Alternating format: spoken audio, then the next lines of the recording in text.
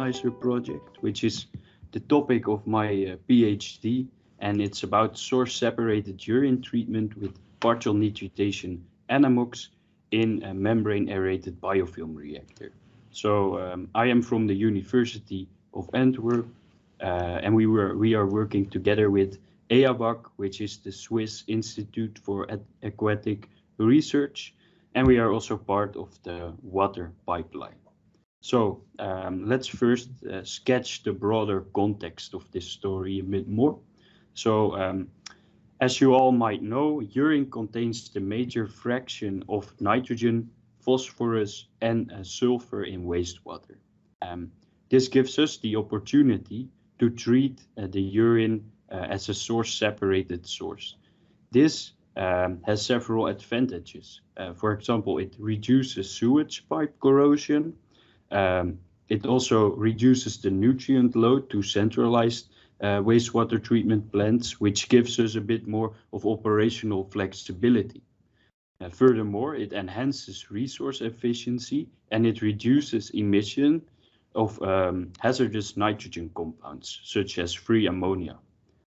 For space, let me see.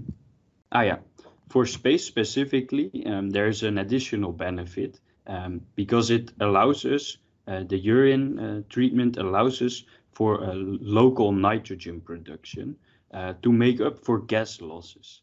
So what they currently do is they haul gas bottles from Earth to make up for gas losses into outer space. From pressurized cabins, there's a constant leak rate to the vacuum of outer space. So what do we need for efficient nitrogen removal? So first, there's resource efficiency.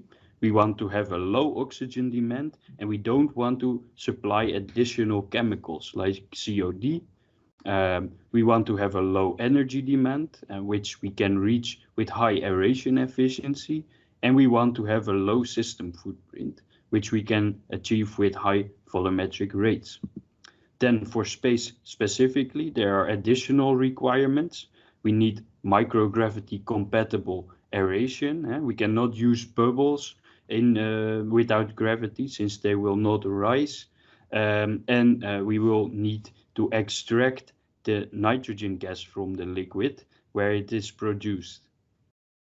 So partial nitridation NMOX is a very efficient pathway in a membrane aerated biofilm reactor is the optimal choice for these challenges. And I will first explain you a bit more about our targets. We set targets. So what we need is high removal efficiencies, but also competitive nitrogen removal rates.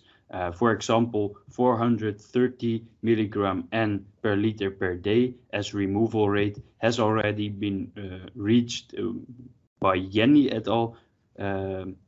And we also want to work at less diluted streams than state-of-the-art. For space specifically, we did a mission scenario analysis. So what we need is a weight advantage over haulage.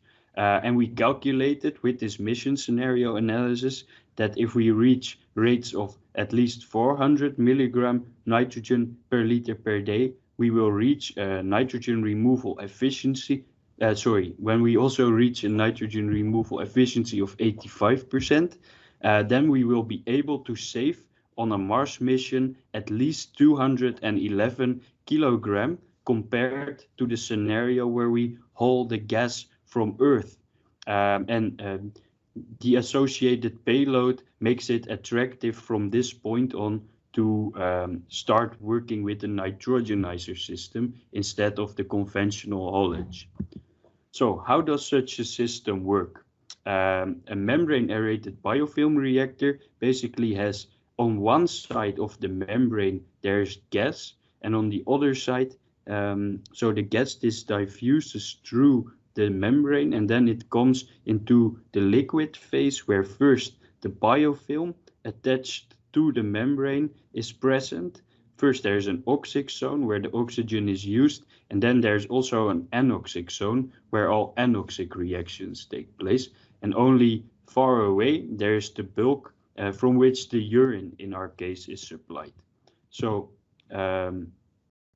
urea is the main nitrogen containing component. It will diffuse into the oxic and the anoxic layer of our biofilm, where it is then hydrolyzed into total ammonia nitrogen, both oxically and anoxically. The total ammonia nitrogen will then be converted by partial nitridation into nitrite, which is then together with the rest of the TAN converted by Anamox bacteria into nitrogen gas and a little bit of nitrate. Also present is NOB, and they produce nitrate. This is an unwanted reaction, but it is still present in our biofilm. And furthermore, we also have COD, which is hydrolyzed, but also used for anoxic conversion of our nitrate and nitrite into nitrogen gas, producing both nitrogen gas and carbon dioxide. So here you see the stoichiometry, and as you can see, this is quite a complex system. It has never been studied like this before, and therefore our research question here is, can we establish partial nitridation Anamox on urine in an MABR, with which rates and with which efficiencies? So our aeration is the most crucial part of the MABR, since we have multiple oxic and anoxic reactions, and therefore we set up a strategy. One of the two, we have an on and off strategy, and basically the on side allows for diffusion from the gas side into the biofilm, and the off is a hard kill switch where we don't allow any air to enter the system anymore, so we facilitate all anoxic reactions. This is done to provide oxygen for the AOB, for the partial nitridation reaction, but also to prevent NOB prevent NOB growth. And normally you would say we would use the DO for steering aeration, but this cannot be done since we measure the DO in our bulk, where we always want anoxic reactions to take place. So this leaves us with this scheme where we have timer-based aeration and feeding, and we optimize the intervals for the aerated and the non-aerated, and the feeding time and the non-feeding time, to get this desired profile where we have no accumulation of compounds. So the method for our startup is we used 10 times diluted urine, which we are still using. We used partial nitridation Anamox sludge from the Holland RBC, which you might know because it was previously also in CMED, and now it is in our department. We have a temperature of 27 to 28 degrees, pH of 7 to 7.5, and our reactor basically contains several phases where we approached more and more the composition of real urine. So first we had this batch operation, this changed to continuous, then we started, that was not the meaning. Then we started to change to urea. We induced hydrolytic capacity for urea. We changed the COD source, and finally we operated on real diluted urine. So this is the reactor we are operating now, and you can see here the influent vessel, the recirculation interface and loop, which is pretty complex, and also here on the left you see our bundles, our membrane bundles, where the activity and the rates and the efficiencies are happening. So this is the most important, which rates and efficiencies can we reach? So as you can see, we had a bit of a rough startup, but the most important is after around 100 days, we reached the maximum removal rates in our system of 600 to 700 milligram nitrogen per liter per day, which is the dark blue here. And this is already above our target. So then we changed the focus to efficiency. But as you can see, even by lowering the rates a bit, we thought that would work to get the desired efficiency, but for a long time this didn't work. And we can sketch this even better here. We tried different operational strategies, but the removal efficiency remained between 60 and 70% for a very long time. And only after we applied a fourth bundle, it increased to the desired 80 to 90%. So to zoom in on this a bit, I already sketched briefly that we did different operational strategies. In the beginning, we had a very strict regulation scheme where we had the amount of minutes of air scaled down when we saw a little bit of nitrate forming. But later we decided to loosen up this regulation a bit and allow for NOB to grow a bit, just to reduce our TAN residual and hopefully increase the efficiency. But this didn't work. Only when we added the fourth bundle here and we lowered the aeration again, our nitrogen removal efficiency increased to the desired efficiency.